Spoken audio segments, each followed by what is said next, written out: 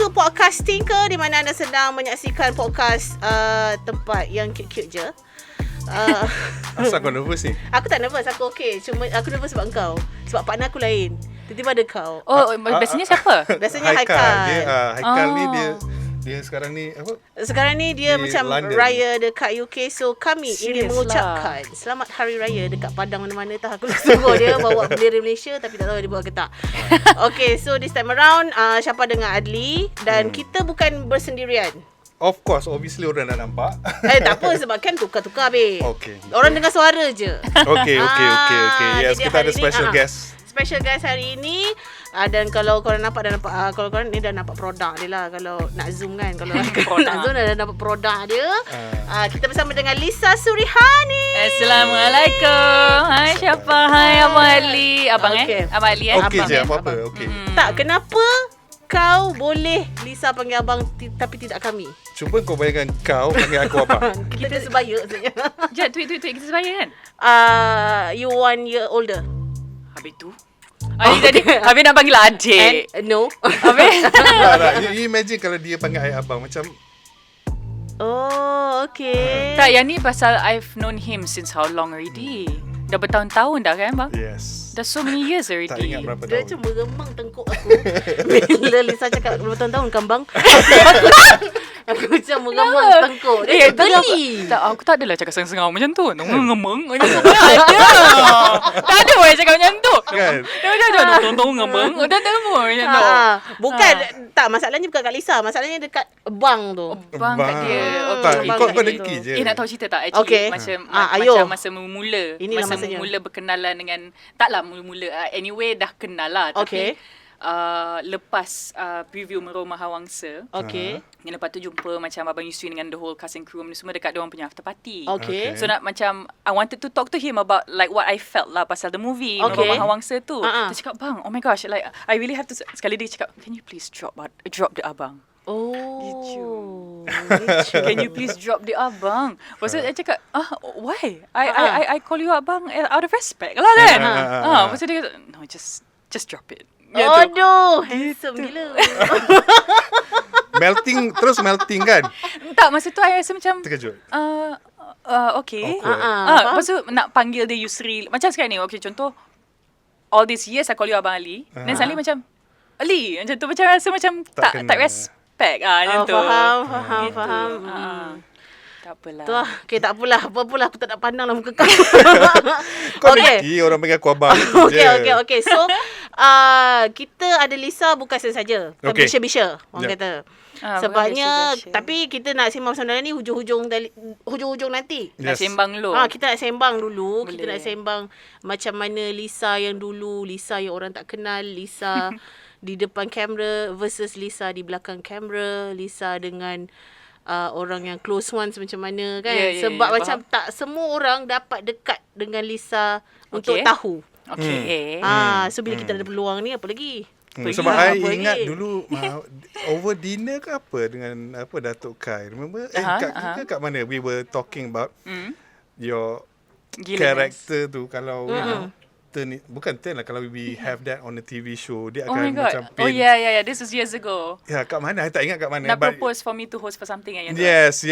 Masa tu sebab dia sebab macam adalah I ada side of me yang macam agak ting-tong lah sebenarnya. Betul tak? dia boleh kerja tinker. Serius. Oh, okay. Dia punya karakter tu kalau you tengok macam dia can blend in dengan budak-budak tinker easily. Macam mana yang paling macam As we go nanti kau nampak sebab benda tu macam mana kita nak bawa keluar So Bila dia keluar, bila dia keluar lah. Gitu. Bila dia keluar. Okay, so I gelak I macam tak berapa cantik lah sebenarnya. Itu memang budaya. Budayanya adalah gelak buruk lah. Gelak buruk, jangan risau. Okay, so I remember first time I saw you on TV. I rasa itu macam dalam sitcom kot ataupun drama kot. Okay. You punya karakter adalah seorang yang selalu pakai baju sekolah. Oh, ayah kami. Oh, tu RTM dulu. Oh, 2000 boleh je. Boleh. Okay. Nampak tak old school? Nampak tak old school macam mana? Betul, orang sekarang tak tahu. Orang sekarang tak tahu. Kadang-kadang dia macam dah boleh boleh sebut je. Okay. Oh Okay, yes, yang tu dengan arwah Syukri Hashim. Yes. Ya Allah ya Rabbi. Nama Yang tu kan? dengan Pekin dengan Nura Danish. Ada dua kid actors. Cerita tu sebenarnya best tau. Cerita tu actually dia punya jalan cerita dia macam okay, dia ada sketch dia. Kita orang shoot kat Finas kat studio. And then penghujung dia dah lepas sembahyang Jumaat menusu semua, lepas tu ayah cerita tu ayah kami kan. Ayah nanti dia bagilah macam tazkirah. The lesson behind apa yang kita lalui untuk episod tu gitu. Quite sweet lah. Actually it's quite sweet. Ni bila tahun berapa ni? 2001 mungkin. 2001. Oh, time tu aku tak tengok TV. Okay. I was out and about. Kau kutu jalanan. Bebas macam tu. Okay, jadi dekat dalam sitcom tu, I remember dia macam bukannya Malay language sangat kan, dia ada macam campur-campur. Is it ke? Tak juga. Dia sebab yang tu untuk RTM quite strict kan. RTM is like macam kalau masa tu lah. Masa tu dia kena full on. Unless kalau skrip tu berkaitan dengan macam memang ada yang perlu. Okay. Perlu yang ada bahasa Inggeris ke apa ke, then memanglah. Tapi kalau tak, dia kena full. Kalau bahasa Melayu, full on bahasa Melayu. Kalau Inggeris, full on bahasa Inggeris. Proper bahasa Melayu pun kan? Tak apa, boleh dipasarkan, tapi dia tak boleh campur aduk. Tak boleh rojak lah, tak boleh rojak. Okay. Dia tak boleh rojak. Yes. Sebabnya lepas itu I ada saw you dekat dalam something else. Tak sure juga drama ataupun, tapi macam full English. Oh, yang tu 3R. Bukan. Dia macam drama-drama macam tu tau. Oh, okay. Tweet. Tweet betul lah tu. Betul lah tu. Kalau Lisa dah tweet. Yang tu dengan apa nama? Benda. No. Dengan Vision Works, dengan Abang Aflin punya punya production. Yang tu dia punya penulis skrip dia pun I think the wife, Kak Christina. Oh, Kak Christina. Okay. Apa nama cerita tu? Jeff's Place. Mystery 6 ke? Jeff's Place ke Mystery 6? I tak sure. I tak ingat. Antara dua tu lah. Yang tu yang tu full on English. So yang tu bila you full on English tu, itu adalah macam point yang macam dekat I ingat dekat you. Oh, salah? Sebab English lah. Okay. Sebab we growing up, ketika tu, walaupun kita tak jauh pun usia, and then time tu pun you macam tak adalah, macam dah dewasa sangat kan. Macam bila tak umur I dengan umur you kurang kan. Time tu bukan you dah time tu bukanlah dewasa sangat kan. You macam awal-awal you rasa kan. Beza kita setahun lah je. Kita tentu taklah dewasa sangat kan. So yang tu masa 16 tahun juga sebenarnya. Yes. So jadinya bila you full macam dekat dalam drama ataupun a TV show yang macam full English, so I macam actually my first language kat rumah English. My first language kat rumah. Okay. And then I mula fasih bahasa Melayu sebenarnya masa tingkatan 3. Oh, okay. Fasih dari segi, nak kata fasih pun. Aku fasih macam tu. Taklah, macam dia dah start, macam sebenarnya bahasa ni, I think kalau nak menjadi lebih fasih, kena bercakap bahasa tu lah. Yelah, betul lah. Kena biasakan diri, cakap semua. Sebelum tingkatan 3 tu, macam cakap bahasa Melayu ni macam agak macam ada kekok sikit bunyi dia. Then after that, dah form 3, time tu macam start macam lebih berani sikit nak cakap dengan kawan semua. So diorang pun biasa cakap bahasa Melayu semua. So okay, then that's when I got better lah. Maksudnya you macam bukan sekolah kebangsaan ke macam mana dulu? Dia bukan sekolah kebangsaan, sekolah private yang semi-private, di mana dia sekolah yang syllabus dia masih government, tapi kita habis sekolah pukul 3.25 macam tu. Oh, lambat lah daripada sekolah biasa. Ada kelas tambahan lepas tu macam tu. Okay, so that's why lah maksudnya you lambat untuk fasih bahasa Melayu sebab circle dan sebagainya kan. Betul. Then later bila start form 3 tu, alih-alih macam cakap-cakap pun aku engkau. Masa tu arwah daddy I cukup tak suka lah dia cakap macam tu. Dia cakap jangan, daddy tak pakai pun aku engkau dengan kawan-kawan dan semua. Jangan pula Lisa nak pakai aku engkau. Dia tak suka. So kena cakap saya awak. Dia tak berkenan. Faham. Tapi dengan kawan-kawan pelik lah cakap kan macam saya awak kat luar, kat luar rumah. Itulah dia. Tapi kalau kat sekolah bolehlah pula maintain tu kan. Tapi bila balik rumah, bila gayut kat telefon, dulu kita gayut kat telefon, ingat tak? Betul. Ingat. Gayut guys. So bila gayut semua, macam bila dia dengar aku engkau tu, dia cakap daddy cukup tak suka. Dia cakap tak berkenan. Kalau arwah ni duduk cakap aku tak berkenan. Audio okey. Dia aku okey. Dia okey. Lisa je tak boleh. Aku tak berkonan dia aku. Kau. Tak manis. Tak manis. Oh, okey. So itulah daripada situlah macam I macam I sentiasa nampak you lah start daripada situ I think lebih ni kan. Lebih ni. Because actually startnya umur 11. Okay. Startnya umur 11, start dengan lakonan. And then after that iklan. Yes. Iklan pun mula dengan extra dulu. Lepas tu supporting. Start 2000 tu baru nampak muka. Then 2001 dan start macam apa nama? Benda call untuk buat ni Abang Aflin punya production panggil untuk join series tu. Abang Bob yang buat ayah kami. Bob Azrai. Abang Bob yang direct. Okay. Geng-geng lama tak? So Abang Bob yang direct for ayah kami. Then apa tu? Buat track theater masa form 4 tu juga. Then form 5 lag. SPM kan? SPM. Faham? So kena ni. Daddy tak suka nanti kalau ni nanti daddy tak suka. Tak, I ada question, kita backtrack sikit. Macam memang minat or by the way? If you want to know the absolute truth, nothing but the truth, is actually masa umur Lisa dalam 11 tahun tu jugalah. Datuk Kai lah. Dia apa tu dia cakap, okay, why don't you buat iklan? Cakap, why? Saya tanya dia, why? I mean, you get to earn money. I get to earn money. So that thought of like at that age I can earn money tu was interesting to me lah. Okay. Rasa macam wow, I get to earn money. So masa tu macam bukannya fikir macam nak duit pasal nak joli katak semua, tak ada. Just macam I can save up this money. Yeah. Apa tu, I can help the family somewhere or another lah, macam tu. So alhamdulillah, walaupun masa after SPM kerja sekejap sebagai cikgu. Okay. Kerja aja, substitute teacher. Cikgu Lisa. Cikgu ajar? Bahasa Melayu dengan agama. Walaupun tidak fasih pada Tapi sekolah antarabangsa, guys. Sekolah antarabangsa. Jadi level dia berbeza. Maksudnya fase tu dalam masa 3 tahun, 4 tahun daripada form 3 sampai 9 dah jadi cikgu. Okay, gini. Dia ada syllabus dia sebenarnya. Dia ada syllabus dia. So macam as a substitute teacher, dia dah ada dia punya syllabus dia, what to be taught for year 1 to year 5. Okay. So okay lah. Basic tu boleh lah. Kalau tak gagal I was fairly a good student lah. Okay lah. So jadi substitute sekejap, a few months je sebelum masuk A-levels. But anyway, apa tu, when he asked me that idea of like macam wow, I get to earn at this age, this is amazing. Macam tu lah. Never about stardom ke apa, nak jadi a star, movie star ke apa ke, tak ada. It's work to me. Kecil lagi time tu pun nak fikir so popular or not, right? Oh yeah, and we came from different times lah juga. You know, macam we don't know about apa now zaman sekarang ni dengan social media, the amount of likes you have, the amount of friends you have. We grew into social media. Macam dengan Friendster, MySpace, you name it lah. You know what I mean? So macam for me, it was just that idea of being like macam, oh, okay, I get to earn, save it in the bank, and then maybe if the situation macam okay, contohnya macam lepas SPM. So I mean alhamdulillah, I'm very very grateful from where I grew up with and all that stuff.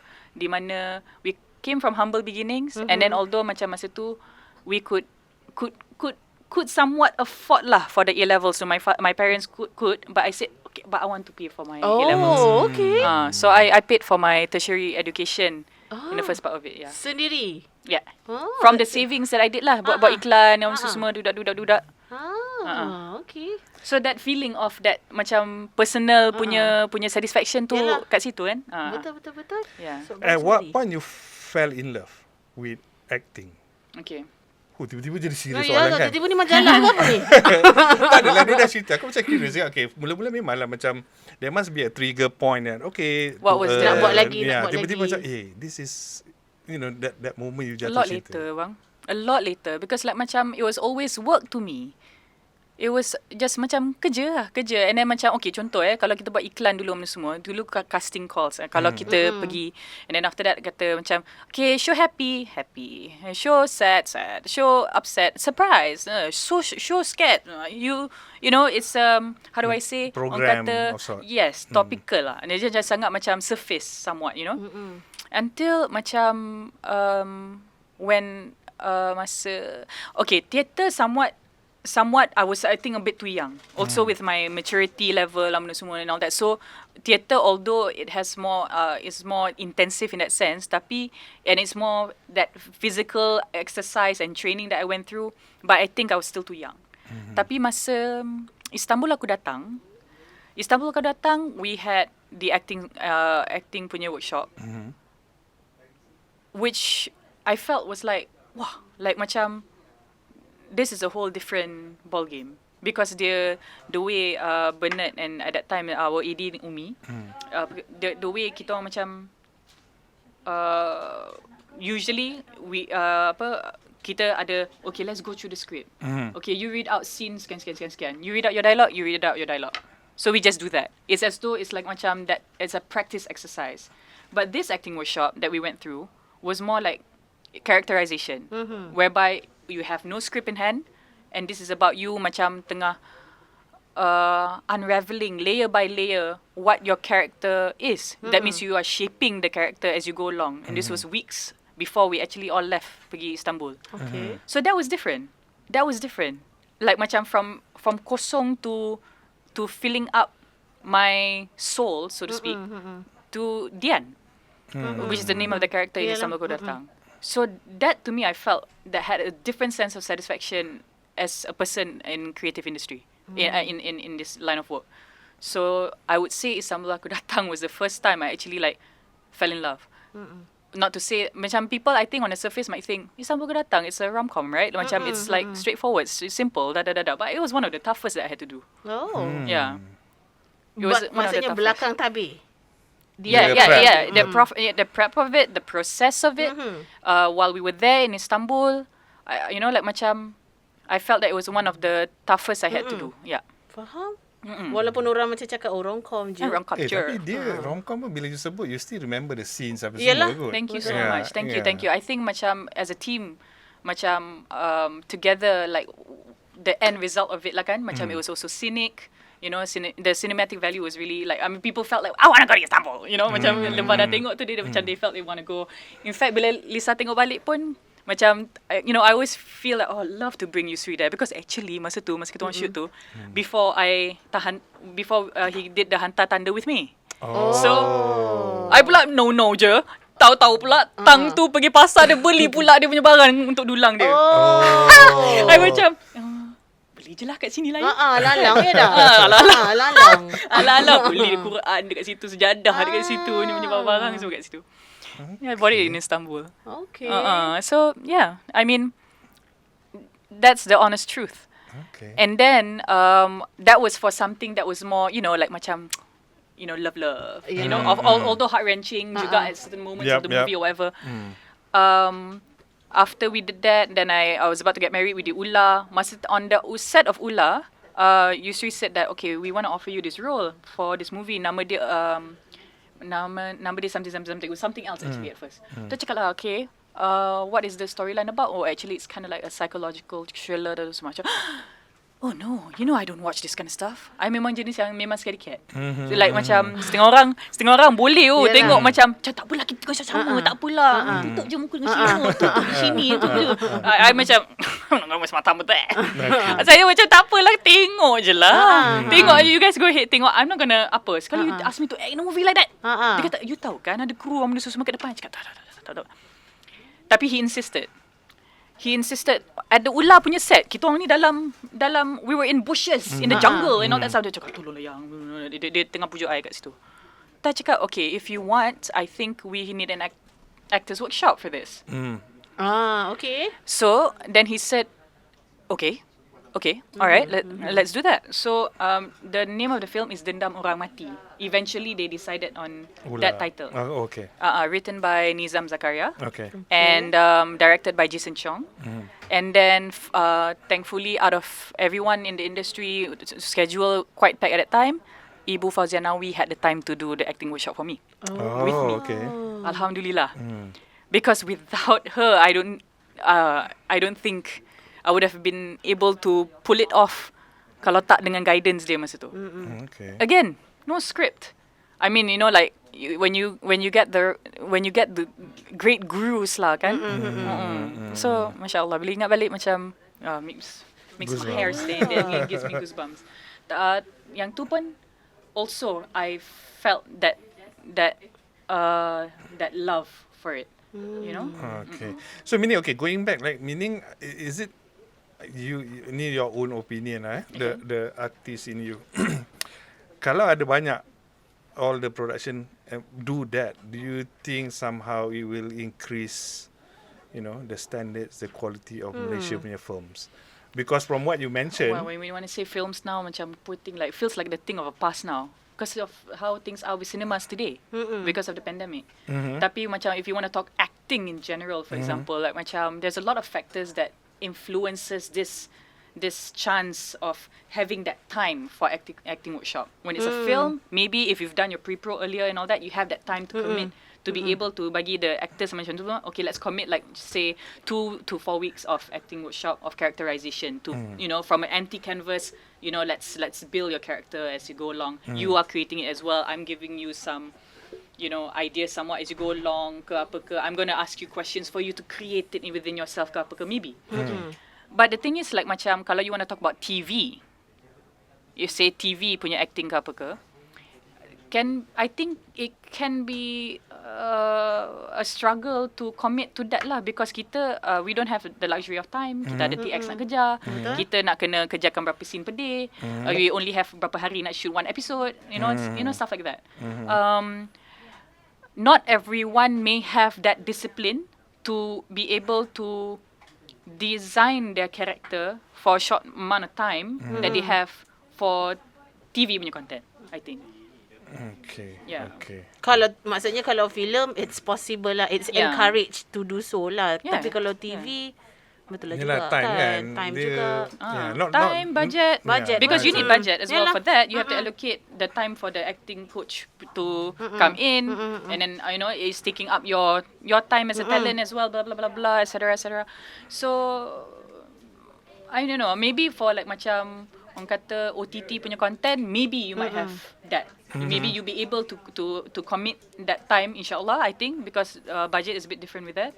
But then, kalau for TV dan drama, slot sedemikian, macam susah ke, betul lah juga tu. you have on the spot tu, you kena buat characterization. Macam mana you nak design. You're not very lucky to maybe, say kalau you have like 26 episodes nak buat. Bukan, like you wouldn't be lucky enough to get all 26 episode script in hand. Betul juga kan. So it might come in piecemeal fashion, maybe chronologically, maybe not. And then tang tu macam okay, so to a certain degree you are giving out your immediate evaluation of the script and like, macam okay, how apa and all that stuff kan, macam so yeah, tough lah.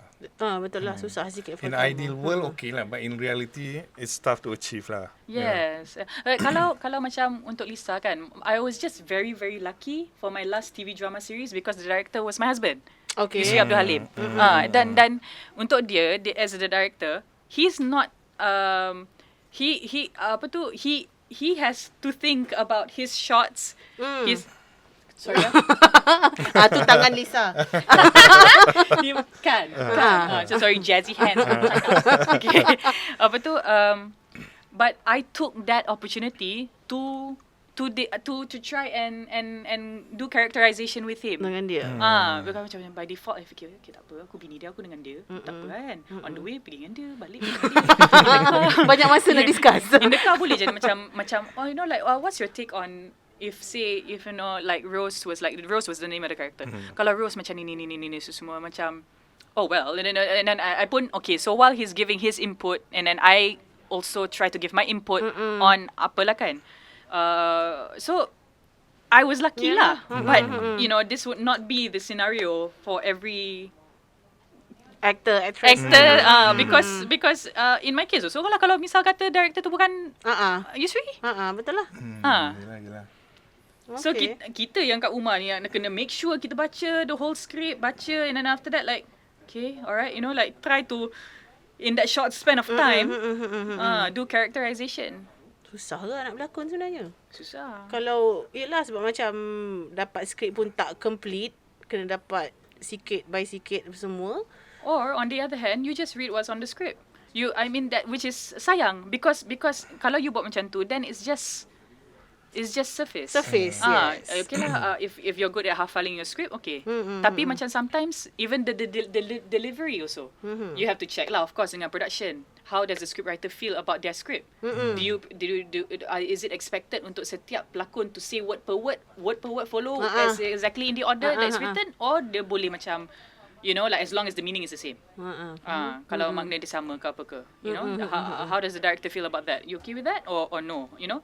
Because with Istanbul Aku Datang, I had to respect it word per word. Oh. Okay. So that is also something that you have to adjust to juga. Tak tahu pula. I mean like tak senang lah. It's not easy. Not as easy as we might think kan. Yeah. I never knew macam you kena check. Okay, is it okay for me to if you have ad-lib that, well, it is like macam it's not like orang kata set in stone contractual you have to do that. Tapi it's like a budi bahasa sort of thing for me lah. Like macam I would ask like macam, you know, like how does the director feel? How does the scriptwriter feel about kalau deliver lines tu, kalau makna sama okay tak? Ke macam kena, you know, because you want it to be fluid. Betul. You know, like especially when you're acting in drama TV. You macam kalau boleh, you kind of want the penonton kat rumah to be able to like macam I get you. You know, like macam memang we talk like this. Contohnya kan, ke apa ke. So it'd be nice to be able to perform that way. Okay. Rather than like macam agak skema. You know. Then macam who talks like this? Macam tu lah contohnya kan. It might feel betul lah. you know that feeling. So like macam even if it's are we able to feel comfortable with this? Or kalau kena juga, you have to adjust lah. Tapi more often than not, most cases pun memang dia bagi asalkan makna dia sama tak apa. Most cases are like that lah. Dan kita pun okay, alright. You know, understand the scene. Understand what is needed from the scene. Yalah. So yeah. Masa Lisa aktif berlakon, bukanlah dia cakap tak aktif sekarang tau. Memang betul kan. Betul. Maksudnya bila waktu Lisa aktif berlakon tu, do you study macam ada yang macam aktor lain punya sampai method bagai semua job, maksudnya macam diorang punya apa benda diorang buat lah. I have done that. Depending, like okay, so contoh there was this one actually for Astro sebenarnya. There was one tele that we had to do which was called Dah Mati Pun Cantik. Sorry nak cakap semua macam tu. Dah Mati Pun Cantik. Dalam Hati Pun Cantik. Dah Mati Pun Cantik. Oh, okay. Itu nak tajuk dia. Scary-nya. Yes. Dia macam ala-ala cerita-cerita macam ala-ala apa je macam cerita Jendo yang dia dah mati dah tapi actually macam dia hantu. Dia macam hidup semula. Okay. So I had to work as a medical macam the one that does macam postmortem tu semua. Forensik punya. Which is obviously not my discipline at all. I have never done it ever. And lagi-lagi I jenis yang a person yang memang tak boleh nak tengok cerita gory gitu benda semua kan. I macam I don't know jack what this is. So I had to ask the production. I cakap okay, I gotta be honest, I don't know jack what they do, what's what and all that semua. I kind of have to do some homework. Are you willing to arrange for this? And they go like, yes, we're willing. Oh my God, yes, Lisa. Okay lah. Then they brought me to the forensics unit at GH,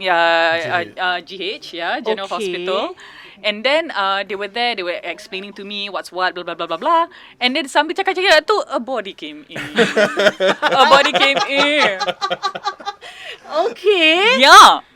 Yeah, and then they were like, sebenarnya ada je yang satu yang baru masuk. And I'm macam, so apa tu, Lisa nak tengok ke semua? Then I just like, I looked at the producer, I looked at the director, and then I was like, okay, you pergi tengok. So you pergi tengok. So they were like macam boleh ke? Of course for them they're like macam this is like every day. Macam bagi dia macam this is nothing, right? Like macam to them dia dah biasa sangat, you know. So dia macam okay ke? Dia tanya macam tu. I cakap I tak sure kalau I okay ke tak.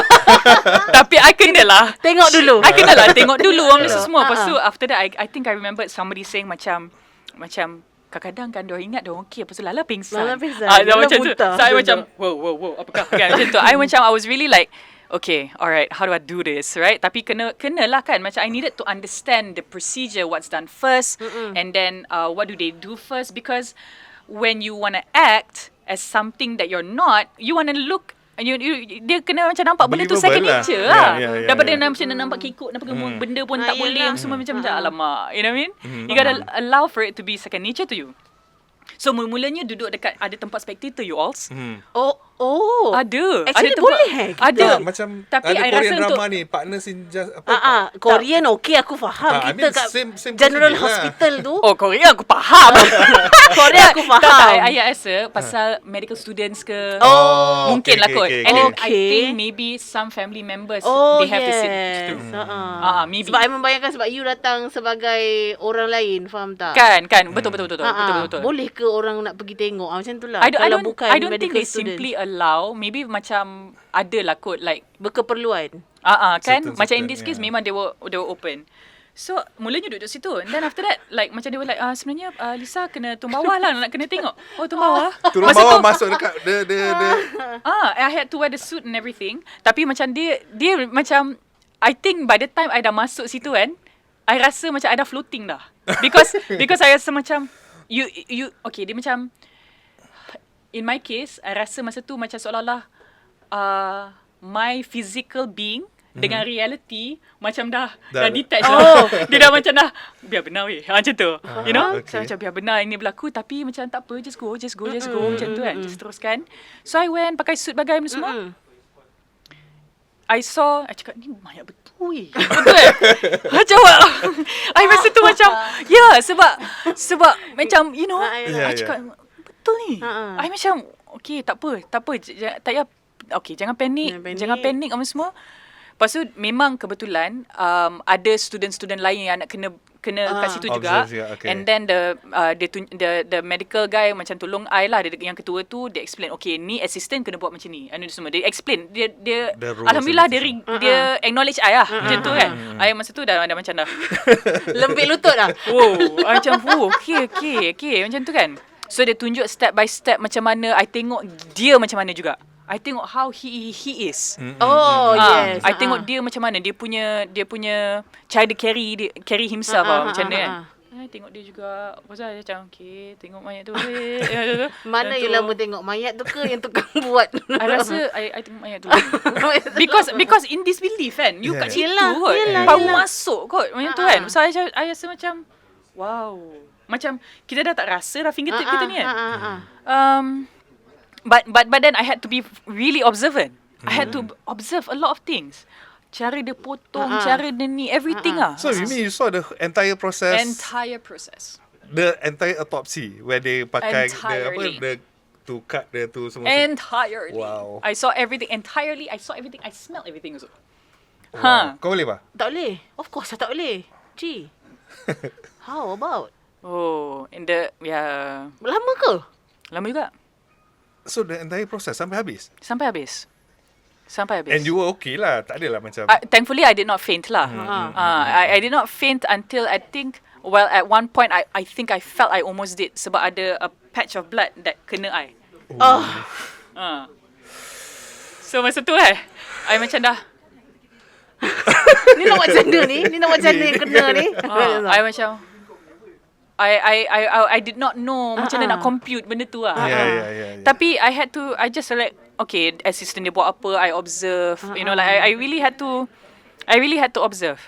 And masa tu macam banyak benda jugalah yang I tengah digest masa tu dari segi like, wow, this is how an autopsy is done. Macam tu kan. Macam and then dia ada senario dia lah whereby macam kalau it's a police case, you have to do the autopsy. If there's a surat daripada polis tu, memang the hospital, the unit, that department has no choice but to, because they have to, especially bila you can't know why the cause of death dan sebagainya kan. Macam you know, like I you know, the way the medical officer explained to me tu macam was so detailed. Dia kata macam, okay, first and foremost, physical examination first. You check on the outside first, because sometimes through that alone they're able to detect what's the cause of death. If not, then they go to the next step. If not, then they go to the next step. It's kind of like that. You know what I mean? So apa tu, okay, if say kalau the person meninggal dekat hospital, but you don't know why you passed, and then the hospital would request for an autopsy to be done so that they know the cause of death. Then only it is the family to say, okay, Oh, okay. You know what I mean? Okay. Faham? Yeah. So in that kind of scenario, Macam like mana nak after buat? having to have seen what I saw, Boleh tidur malam tak? at that time, ya Allah, babe, I punya berbakul-bakul, babe, I punya, lepas I punya berzikir berbakul-bakul lah juga kan. I macam, because like, wow, because it is lifeless, you know what I mean? Betul. And this person had a life inside. So, like macam, it's not easy lah sebenarnya, macam I think for families lah kan, masa tu actually like, oh okay, like proceed or not proceed kan. I balik tu I cakap dengan I cakap okay, for me tak apalah, Tok salah proceed. Macam tu. If say the scenario comes into a situation where they had to answer yes or no autopsy, yang tu. Okay. I think for me macam tak apalah kot, tak apalah, tak Sebab masa, you dah tengok ajal. sendiri macam mana kejadian bila dia buat autopsi, right? Right. Oh. Faham? Yeah. To that extent, Tak patutlah macam ada family macam, oh tak apalah, tak sanggup. So that was how detailed I had to well, I felt that it was important because I needed to be the scenes memang memerlukan I kat situ performing an autopsy. Okay. So I needed to show this was second nature to me. Like macam whatever, I see bodies every day. That kind of vibe, you know? So Maksudnya bila dekat dalam filem tu, you okay lah, I mean like you can deliver lah based on macam your observation and all. Because based on observation, I knew what to do from the start to the finish and all that semua, macam tahu apa nak buat lah. So you buat. Tapi yang macam dalam filem tu tipu-tipu ke betul-betul? It's tipu-tipu kan? Yeah. We worked with a fake body. We worked with a fake body, but then in the story tu later tu dia macam tiba-tiba dia bangkit kan. Dia lepas tu, ya Allah ya Rabbi, memang okay, the thing is like macam ramai je suka tengok cerita takut ni tau. And then in the script actually macam sambil-sambil tengah relax tunggu-tunggu semua, nyanyi pula lagu Jongjong Inai. Okay. Kan? Pasal ada orang tu dia sound kat dalam komen tu, kau ya pun jaga, baca lah husi asal pula dia macam nak Jongjong Inai apa semua kan. Aduh. Jongjong Inai kan nyanyi? Sekejap. Lagu apa Sebab you tak nak takut. Jongjong Inai lah. Sebab you tak nak takut lah. Chan Malichan. Jongjong Inai lain bunyi. Chan Malichan. Sorry. Chan Malichan. Nyanyi Chan Malichan. Lepas tu ada komen I nampak. Apa tu dekat apa nama? Sebab kita orang promo dia punya teaser kan. Nampak komen dia dekat YouTube lah. Cakap, you pun asal nyanyi lagu Chan Malichan? Baca lah akusi ke apa? Betul juga kan? Yelah. Tapi time tu kadang-kadang orang macam dah tak terboleh nak baca apa kan. Apa benda yang tapi terlintas masa je tu lah. I bukannya tengah apa. I tengah apa tu body kat belakang. Body kat belakang. So I tengah tulis kat file. Kan? Apa mana sini macam tengah it's a normal day at work kan. Chan Malichan. Betul juga, kenapa you tak Sekali muka pandang wah, pandang kat kamera kan. Pandang kat kamera semua. Lepas tu tiba-tiba bangkit. Macam tu kan. Okay. I mean like macam it's good to know sebab macam tak semua actor ataupun actress cerita tentang what they had to do just like macam to macam nak perfectkan orang punya role. But it's good to know semua orang you. macam tu ke apa? I mean we don't hang out with actors, so we don't really know. So quite honestly, I'm not sure. Macam maybe they have their own style to maybe I don't know. I'm not to be honest. I'm not that sure. But then like macam yang ni tele kan. Tele macam dia bukan series kan. So macam you had some I felt that macam okay, I think we can commit some time for characterization, right? And thankfully macam memang pun macam ni apa tu Hazliza director, the one that directed Kampung People. Okay. Yeah, so macam best lah. Sembangan dia macam boleh tak kalau we actually go to a forensics department, ward, whatever they call it, and then like macam for me to because I don't know.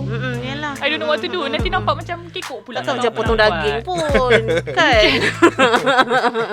You know. Lepas tu 2GH we go. 2GH. Itu dia. We arranged it. They arranged it for me and all that. Pergilah. Ya.